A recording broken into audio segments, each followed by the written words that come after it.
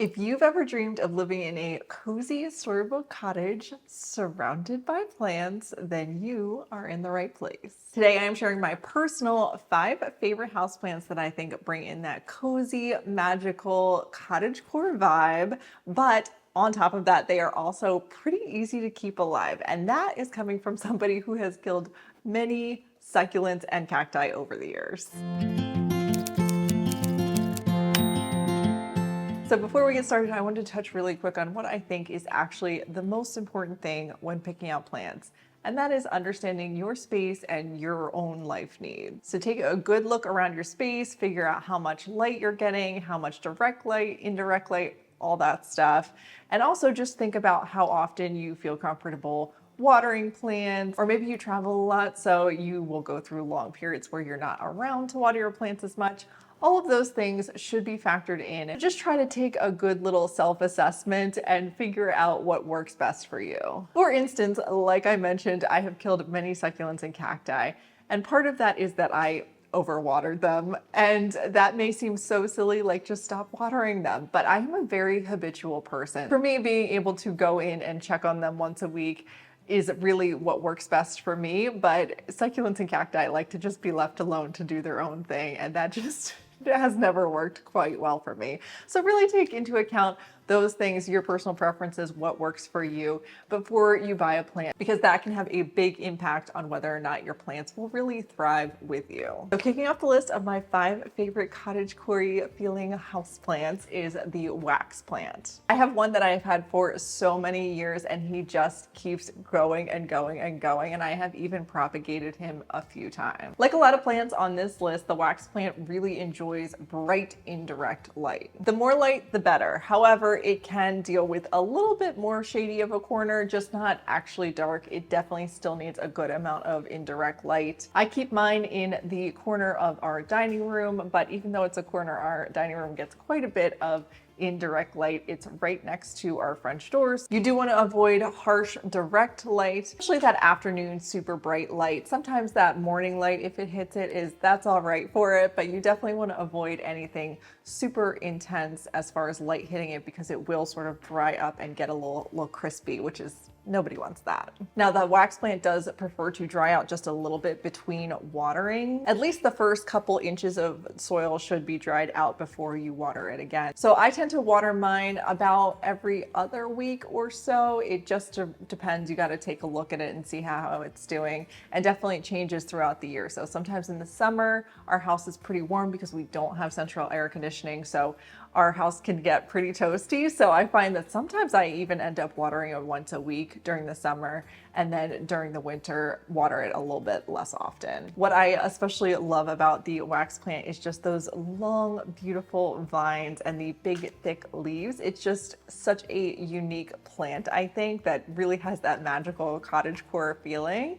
So it's perfect for if you want to sort of like tack it up and have it trailing on your wall, or have it actually sitting on top of a piece of furniture is kind of perfect for that trailing, beautiful, cascading look of a vine plant. And just like letting it get kind of wild and free, and it just has that perfect sort of cottagecore feel. Now, it does occasionally bloom. Mine has gotten 1 or 2 little flowers here or there, but I have not seen it fully bloom like some varieties and some really happy wax plants get. So maybe mine do need to get a little happier so that they can really bloom. Now, they are considered a non-toxic plant, so they are really great if you have kids or, nosy pets. Definitely a good choice for that. Whereas some of the plants on this list are technically considered toxic.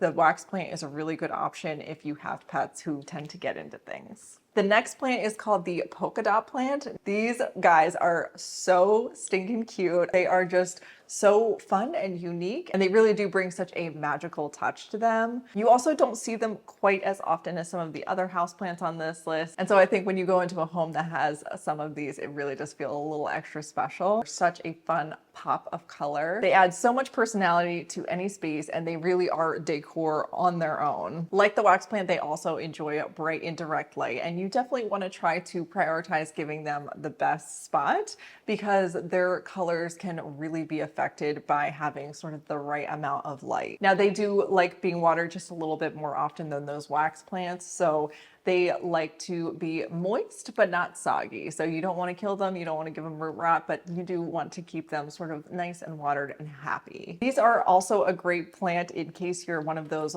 plant killers, because they do tend to get droopy once they need to be watered. So they really will kind of let you know. You can kind of give them a little bit of time, see that they start to get droopy, and water them, and they'll pop right back up. Another fun thing about polka dot plants is that you can propagate them. You'll see that's one of my favorite things about houseplants is propagating them. And you have a whole other houseplant and you can share in the love. That's one of my favorite things too, is kind of sharing in the houseplant love. Me and my mom go back and forth propagating our plants and giving each other clippings from them. And I think it's just such a fun thing to do. They do also enjoy being in a humid environment. So if you live in a colder or drier climate, you will definitely want to have a mister on hand and occasionally give it a good misting.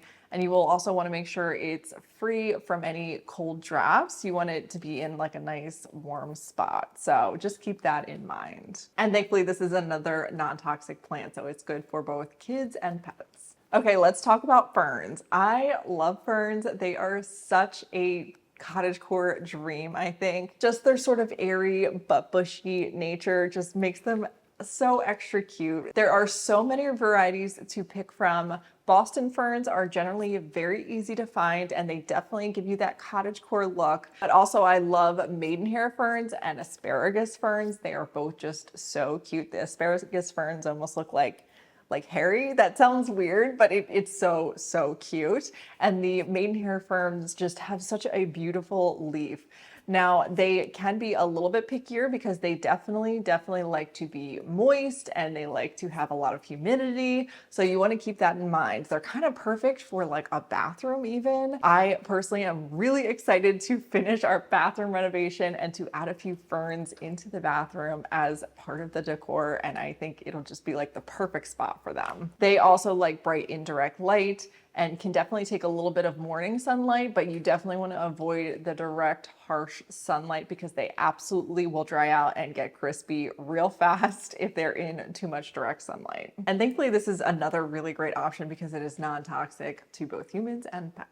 Let's talk about Monsteras, because Monsteras are one of my personal favorites. After years of killing succulents and cacti, Monsteras were kind of the first one that really worked for me. There are also so many different varieties of Monsteras that each have sort of their own personality. I myself have at least 3 different varieties of Monstera, and I am always like keeping my eyes out for more of them too because they're just so fun. I personally have found that they're one of the easiest houseplants to keep happy. Especially if you're going for a cottagecore look, I really love the Adenson's Monstera. Sorry if I'm saying that a little bit wrong, but they really have such beautiful leaves and they are fantastic climbers. There is actually one in this corner over here. I just recently had to repot him. He was getting so big, so I actually need to give him sort of a trellis to start climbing, or maybe find a new corner for him so that he can climb up the wall or something fun like that. But he started off as just a little tiny plant, and over the years he has gotten absolutely huge and has so many beautiful long legs of vine. But they really are just the perfect climbers. They love to climb, so